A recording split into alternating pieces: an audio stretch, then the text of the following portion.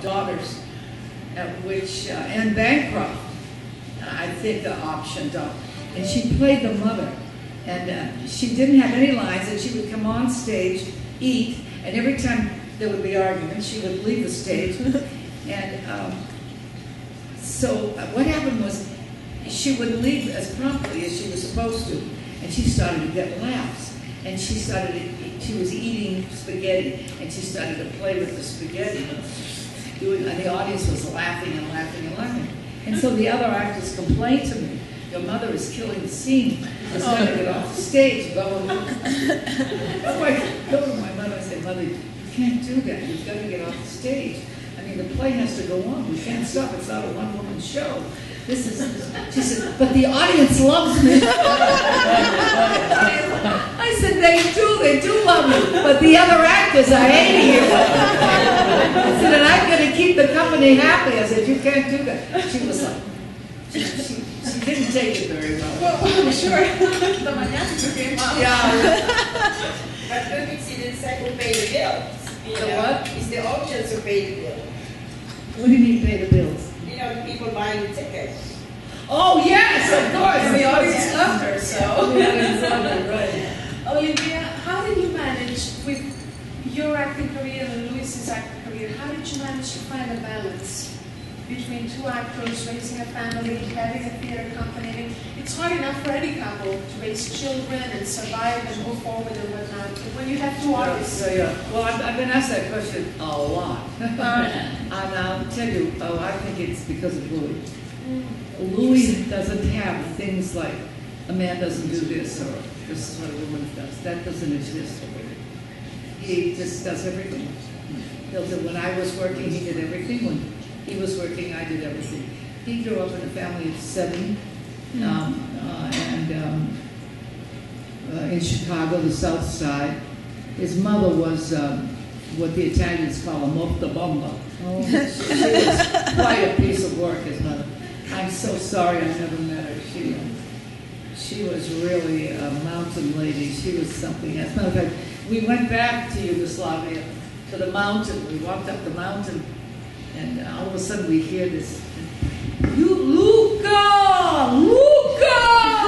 And we turn a corner, and there's this woman on a walk like this with her hands up.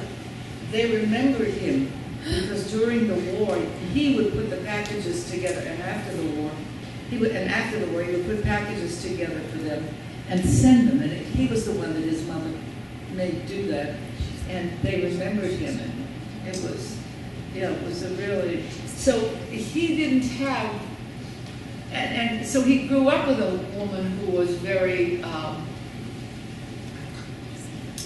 determined and very clear about herself, and you know what I mean? Mm-hmm. It was like, I think I wasn't a problem for him. Yeah, he knew how to deal with it. He survived his mother. If he could survive his mother, he could survive Olympia Dukakis. But the other thing was that he did not have. I was more that way. At one point, I said, "All right, we have to share the tasks in the house. Peter, you do this. Stefan, you do this. Christina, you do this." And I gave Christina the washing. And he said, "Why is Christina doing the washing?" I said, "What do you mean?" And he said, "I think everyone should do their own washing." I said, "But Stefan's only 9. He can't even reach the top of the thing." He said, "Pull over a chair. I'll show him how. He can do his own clothes." I mean, he was very, I think that's what it was. There wasn't that demarcation. And even if I was that way, which I was until I realized that, I mean, there were things that I mean, it's not that I thought about it, it's just that I just did it automatically because I think I grew up that way. Yeah. But he wouldn't have any of that, you know. And if I said, "Oh, I don't think I can do this," "Why can't you do that?" He didn't let me turn things down. He wouldn't let me turn away from things. So when people have asked me that question, I always say it's because of Louis Zorich. Yeah. It was a play that you did, Social Security. Right. And was it Louis Zorich who invited Norman Jewison to see this play or not? No. Okay, Norman tell us. Jewison was casting Moonstruck. Right. And Ron Silver was playing the lead in that play, and he came to see Ron Silver. Ron Silver has passed away since, and I was in that play, and I played an 80-year-old. I played Marlo Thomas's mother. I think she's actually, if not my age, like maybe 2 years younger than I am, or something like that. And that's when he saw me, and he came up and introduced himself, and then the next night he came back again. He came back and he watched me again. And then he came up and we talked, and then he did it a third time. And that's when I called up my agent and I said, this director, Norman Jewison, has come to see this show 3 times and he's talked to me twice. He said, I didn't want to tell you, but blah, blah, blah. And then he just cast me. I asked him why he cast me years later. I said, why did you cast me? I didn't look like this part, what you saw on the stage. And he said to me, I cast you for your timing. Yeah, that's what he cast me. And that ended up so many things. An Academy Award at 56 years old in 1987. Did that change your life in a major way? Because it was the first, you have done a few films before, but this was the first big film. And I'll tell you how it changed my life. Our daughter was going to college on credit cards. That's how tough it was. And with the Oscar, the next thing I did was Look Who's Talking, 1, 2, and 3. There were 3 of those, and they paid me well. And then Steel Magnolias. But what changed my life was that I was now able to make good money, and we could actually. It was because Louis had in the meantime, a terrible accident, and didn't work for 5 years, and I just did nothing but hustle.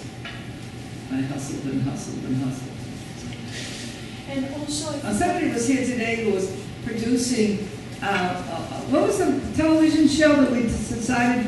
Love of Life. Love of Life. I got 6 months on Love of Life. Yeah. And I was there. Such a big thing. He was one of the producers on it.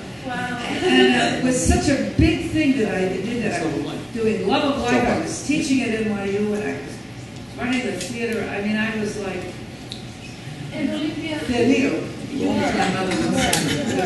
But also, I think at that age, and after having worked that hard, and your priority being your family and your marriage, fame didn't get to you, right? Like the whole shenanigan that comes along with the Oscars. If I had been 23, 24, even 30 maybe, but at 56, you know. And someone stole your Oscar, actually, the actual statue, right? Yes. Because you went back to Montclair. Somebody in an interview I told, they said, where do you keep your Oscar? Why? They're interested in that, but that's what they asked. And I said, oh, I left it on the little table in the kitchen. I came home, I put it down, it's still there. The next day somebody broke in, found it in the kitchen, and then called us up later and wanted to sell it back to me. And my son Peter got very involved. He called up the police and he said, well, you can arrange a meeting. So the next time the guy called, Peter's on the phone. He said, all this intrigue was going on.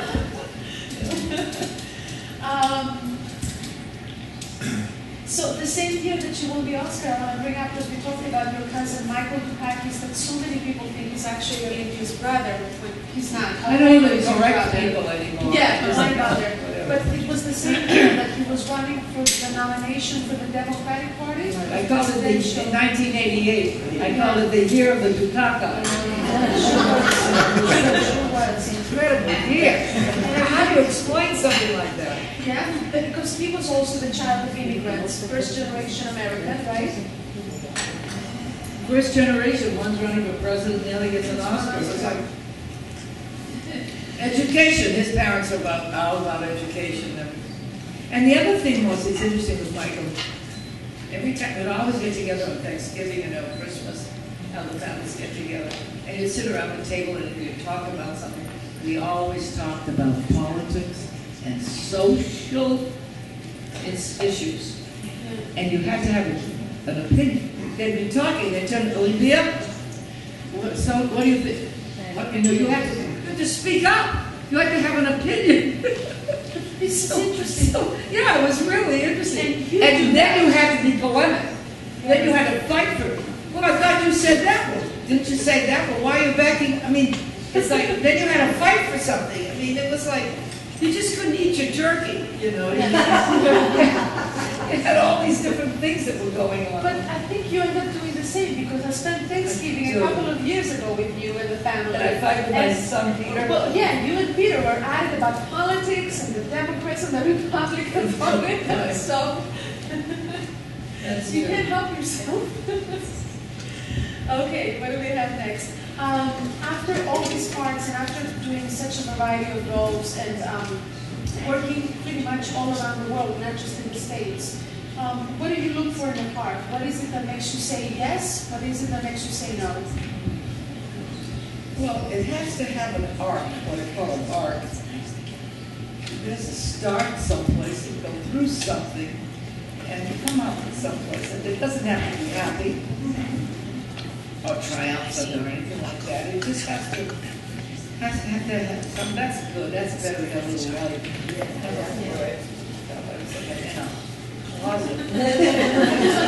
But the movement, there has to be something. There has to be something at stake.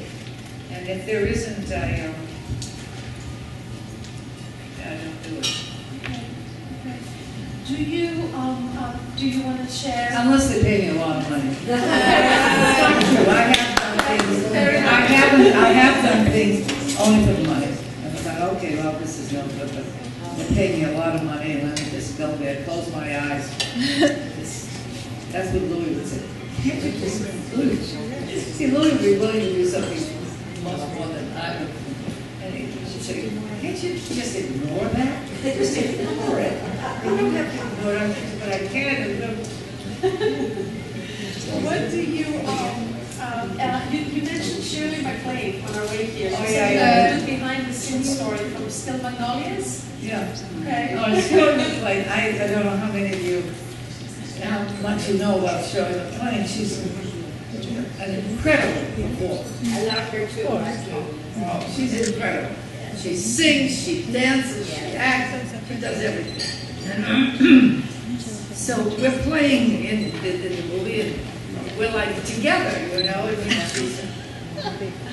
And so there was a scene, the one in the cemetery, where Sally Fields is crying. You know, I want to hit something, and I say to her, hit her, meaning Shirley. Well, it was clear to everyone, and the director made it clear, that scene was my scene. That was Shirley, very competitive. She always made sure she was right next to me, and she would grab my arm and pull it down until it was painful. And you know, so this was going on, and we would try it this way, we would try it that way. The director would block it, do this and that. I mean, we were a whole week on that scene in the cemetery, and trying this, trying that. And so everybody could see what she was doing. And when the hair lady at one point came up to me, and she said, why are you letting her do that? I said, I mustn't do that. And I said, what do you mean? She said, well, she's trying to control you. She's trying to take the scene from you. Everybody can see it. You've got to stand up to her, Olympia. And I said, I'm not going to win that way. And she said, what do you mean? I said, that's what she wants me to do. She wants me to blow it all out, yelling at her. I'm not going to do that. I said, and she can try to stop me any way she wants. I have 12 other ways of playing the scene. She doesn't know that yet, but she's going to find it. I mean, it's hard. I wasn't going to angry and carry on, and you did this and that. And, you know, she got it. And she liked me, and she wanted to be my friend, and she pursued me, and we became friends. Yes. Really became friends. That was nice. Really became friends. She was somebody. You know, and that's why that scene on the bench, when I don't know how many of you remember the scene where we're sitting on a bedside bench, and I did something she never expected me to do. I actually went after her body. See, she didn't want anybody to ever touch her. So, but I poked her with my elbow, and I'll never forget her face when she took it. And I started to laugh, and then of course what she did was, she ended up pushing me off the bench. And I was laughing so much. We enjoyed each other. I mean, we ended up enjoying each other so much. And yeah, and I met her, where were we? I was in an airport and she walked by and she looked so miserably unhappy. And I thought, should I speak to her? And I thought, the hell with it. So I went up to her and I said, Shirley. She looked at me, Olympia, and her eyes filled up with tears. I thought, yeah, I guess she was feeling pretty down and it was nice to have somebody. Yeah. She had sent me a nice Christmas present. You can show me a nice silk scarf that she didn't want to wear it. Oh, yeah. We made a joke about it, like Medea who sent Jason's. Yeah, well, how was it? Something happened and It was beautiful. she felt she owed me something. Yeah, And she said, this scarf that I would never wear. Yeah. She took a moment to think about who I was. She'd know I'd never wear that. But, how, after all these years in the industry, how has the industry changed when it comes to when it comes to theater and film and TV? yeah, well, theater is the worry. Theater is the worry. Because what's happened is that the playwright and the actor, it used to be that the work in the theater was collaborative, much more collaborative. We'd have the director and the playwright and the actors collaborating on what's the best way to reveal the story, to show the story, and to act the story. Playwrights would talk about acting, actors would talk about the writing, the director would talk about both, we'd talk about if they didn't like the staging of the director, Right now what's happened is that the playwright and the actor are marginalized, and we have what you might call it,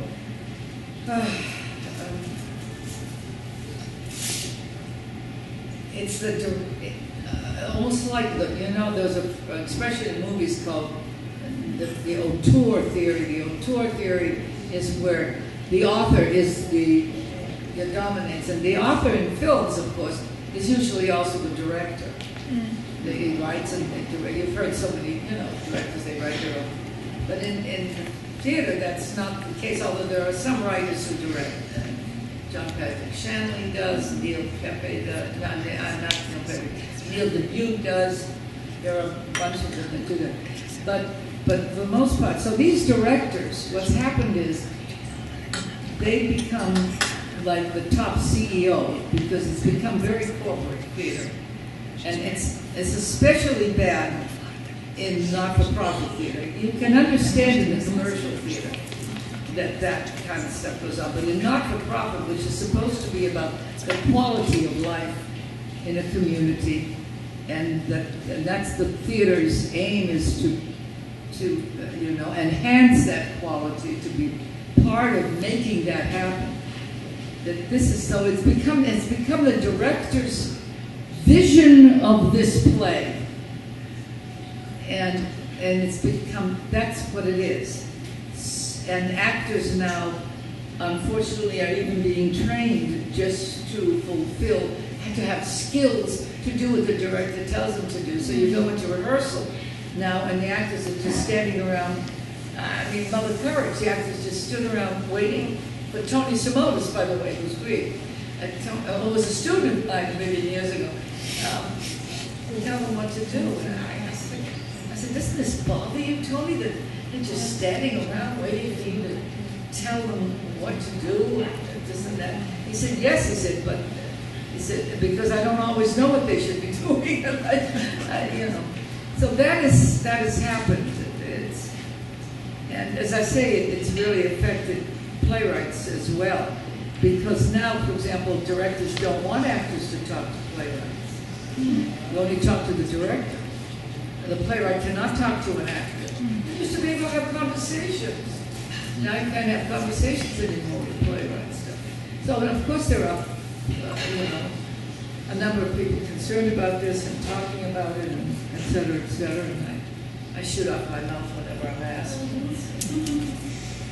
And what is it like for you as a woman who's now 82, 83? 82, She's still a spring chicken. A spring chicken. My mother used to use that term, a spring chicken.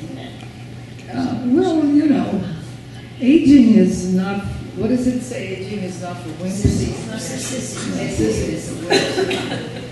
It's a wimp. It has its issues, especially in the theater. The biggest problem is, of course, that there are not stories written for older women.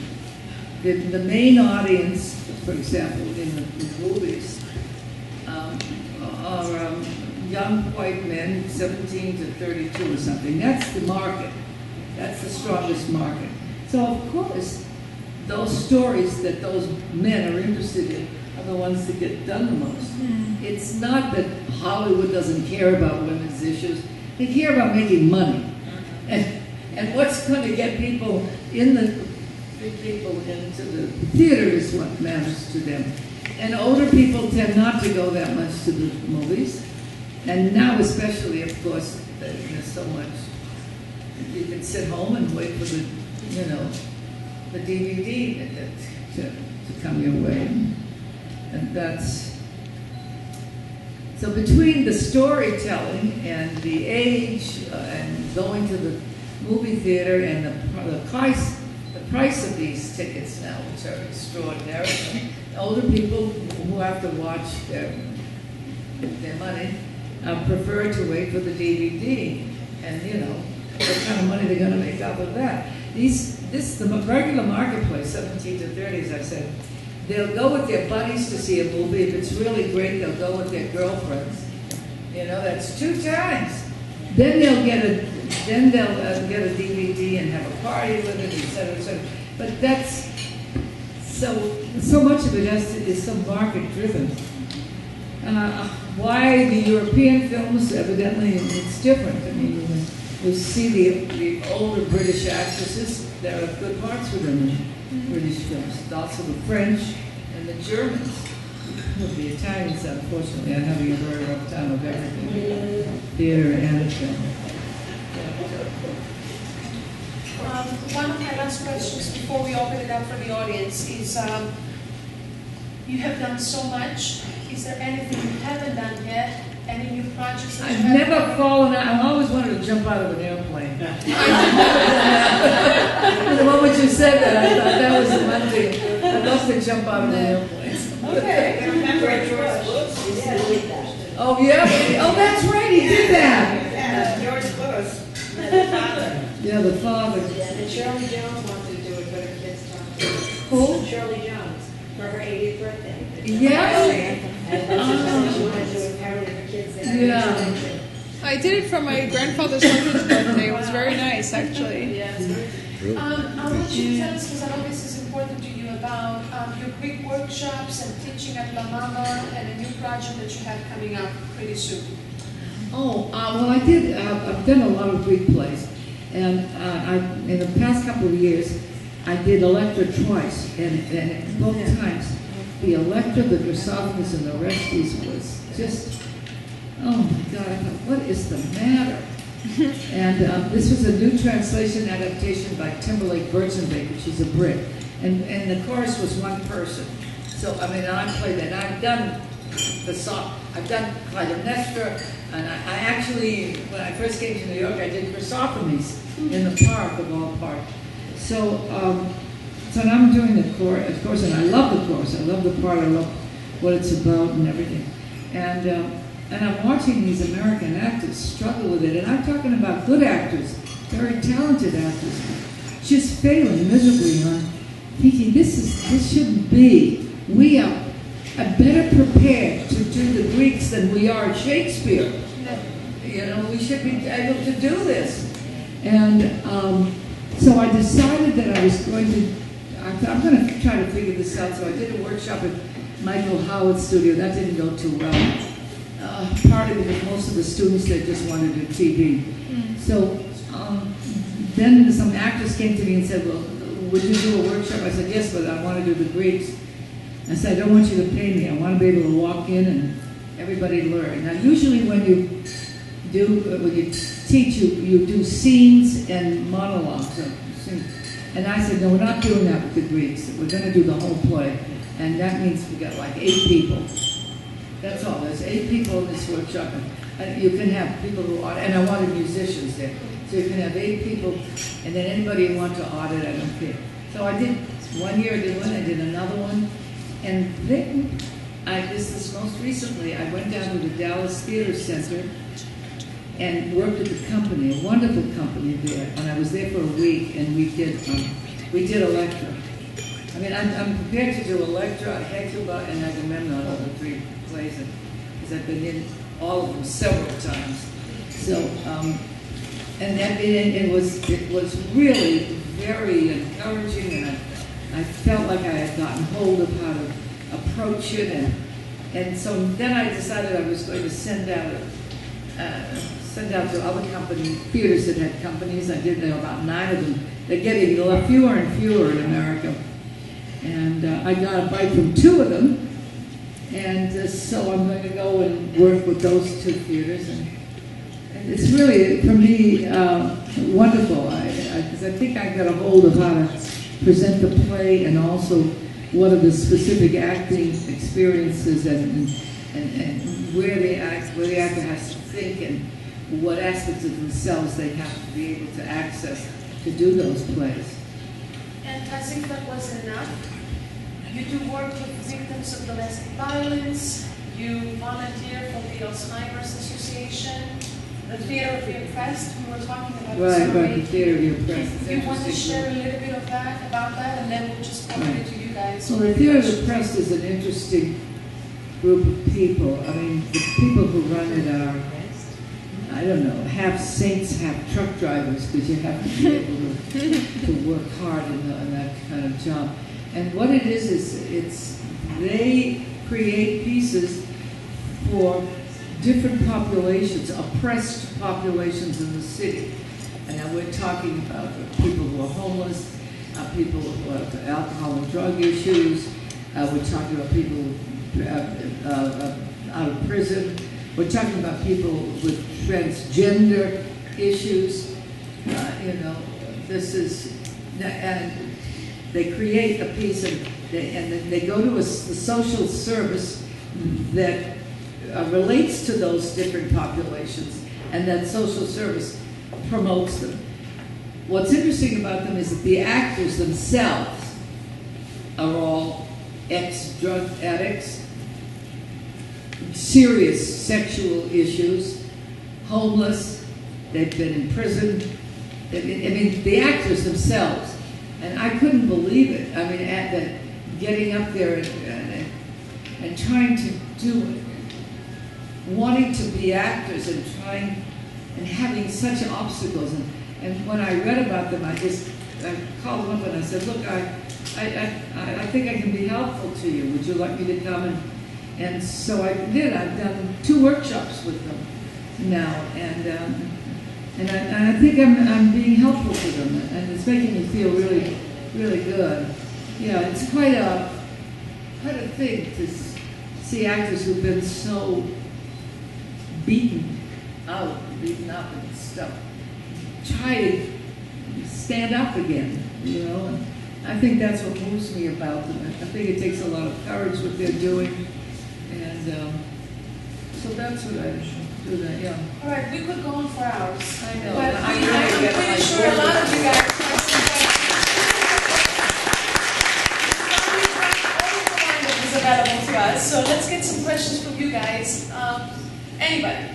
Vasily, yes. I don't have questions, but I have 2 things to add. Well, can we get the questions first and then do comments? It is from whatever you said. Okay. I want to say that, I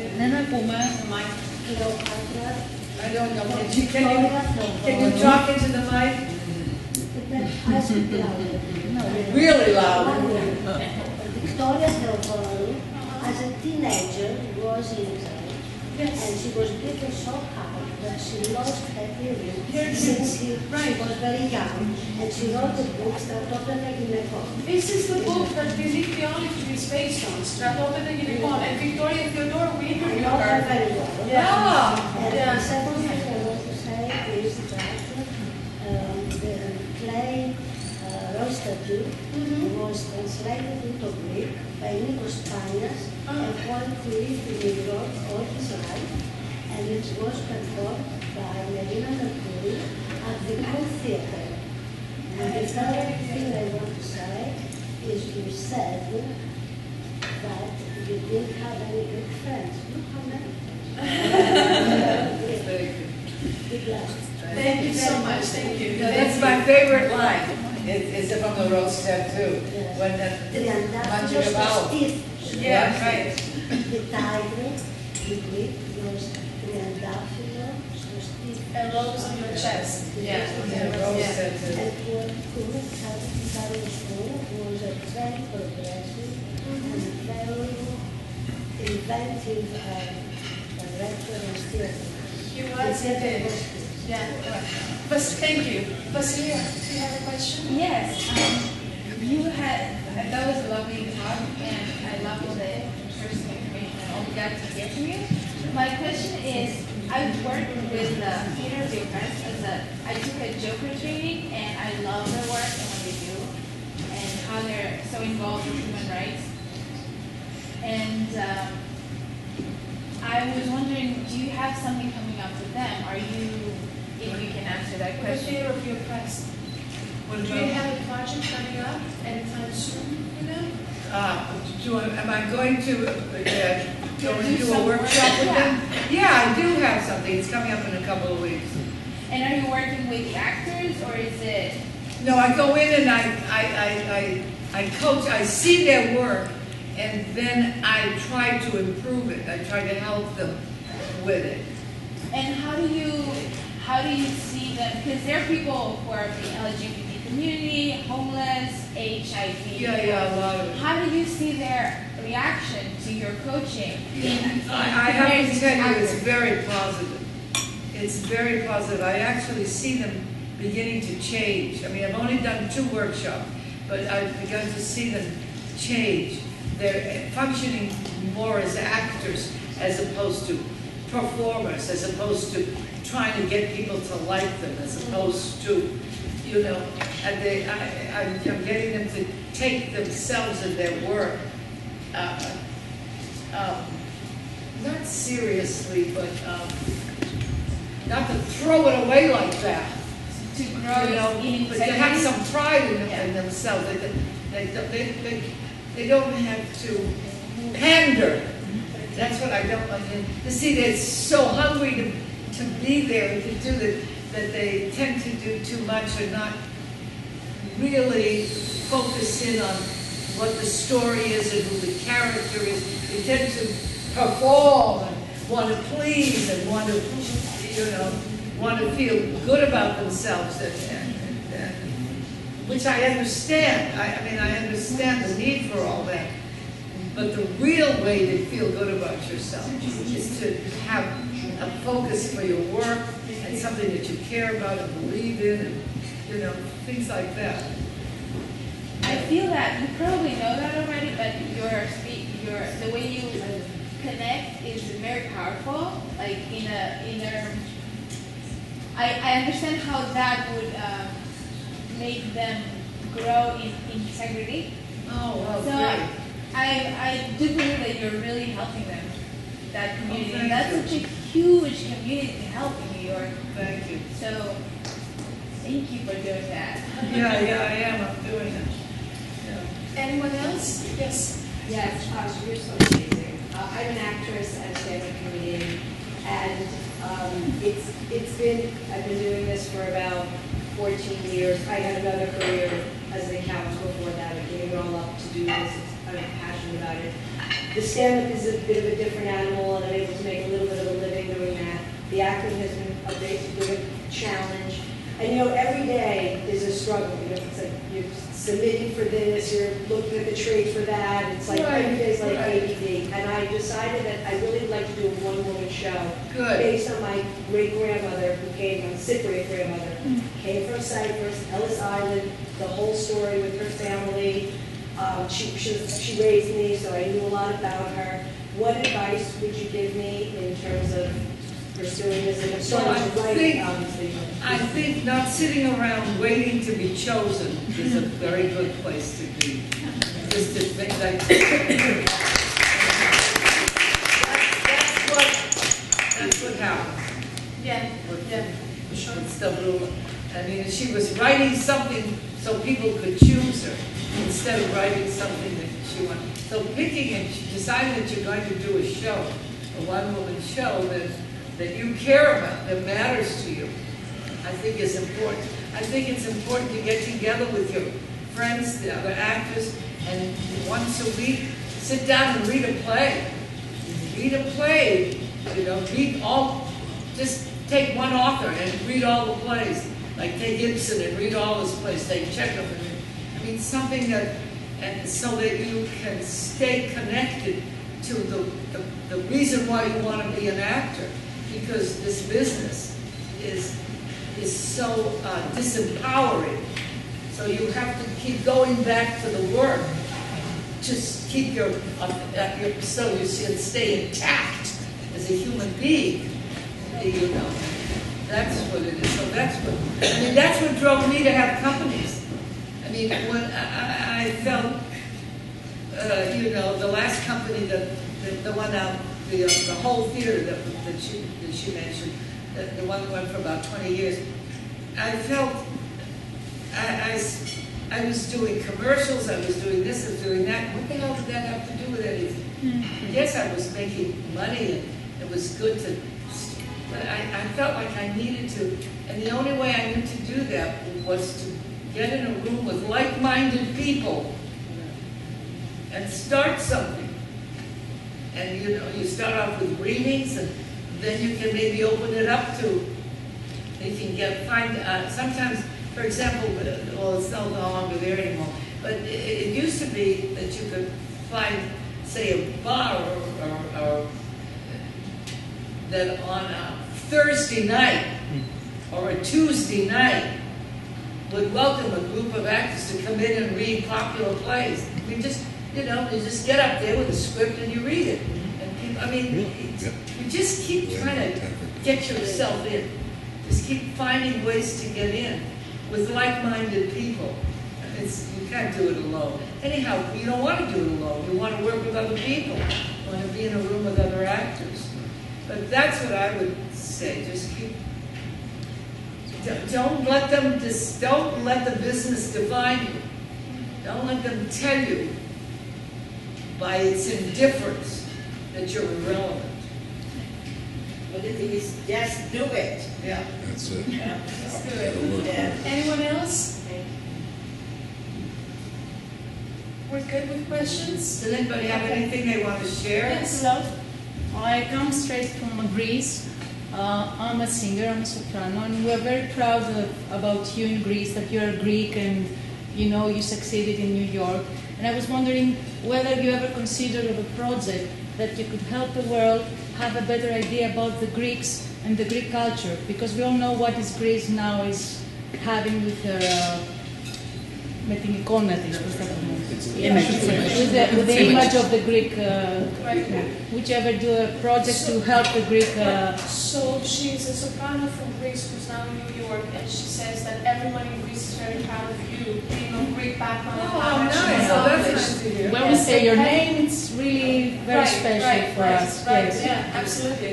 And not just Greece, all around. But would you ever consider, or have you ever considered a project that has to do with helping Greece's image, improve Greece's image in the world Sure, today? I mean, I would certainly do that if somebody came up with it. I got one. I know, but Actually, the Kabakas project. Of course I would. And you've worked in Greece and in Cyprus recently, just a couple of years ago. You were there at a theater in Well, Cyprus. I did a workshop in Cyprus for filmmakers. I thought I was going to do a play in Cyprus, but then we had a very bad accident. And Mimi Denisi, Mimi Denisi. Yes, I was. Mimi Denisi, she was hit by a car and broke her leg, the car, and we never did do it. I mean, I could have gone back to do it, but I couldn't spend 6 months in Cyprus. It was No, maybe you do it in New then York, 3 so months and it will have a global, interest. But what you're saying is that you would be open if somebody comes I to did you Rose in with the Athens. right proposal to do a project with Greece. She would absolutely, yes, she would be open to it. The Kavafis you did, I mean, the show I saw, it was something that promote Greece. The Kavafis with. You did yeah. the Kavafis. But it was a wonderful Oh, idea. yeah, that's right. Yeah, but it was a wonderful idea That's to promote right, the Greece. Kavafi night. Yes. Well, you always, I mean, if there's one thing that I know about Olympia is that in every chance that she gets, she's very quick of her Greek heritage and her parents and how you were raised, and you really have a great sense of, being proud of that, and, you bring... It's very interesting because I have to be honest with you. I did everything I could to get away from the Greek community when I was young. And because I felt I would be swallowed up. Oh. I felt when I saw what girls were going, I did not want that. And my father was supportive. I was very fortunate at the time that I had the father I had, because most fathers at that time had a different point of view about what their daughters should be doing.